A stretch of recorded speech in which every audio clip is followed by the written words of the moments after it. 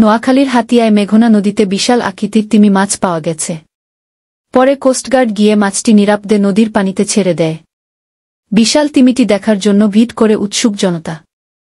বৃহস্পতিবার ৫ ডিসেম্বর সকালে উপজেলার চর আতাউরের কাছে ডুবোচরে দেখা মিলে মাছটির।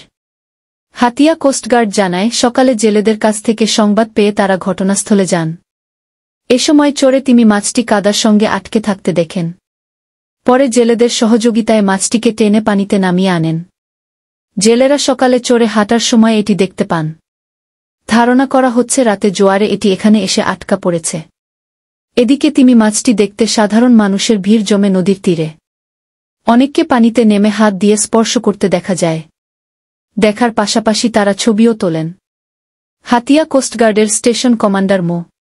খালিছুর রহমান ঢাকা পোস্টকে বলেন, মাছটি প্রায় ৫০ মনের মতো ওজন হবে। মনে হয় মাছটি দোলছুট হয়ে ছোট নদীতে চলে এসেছে।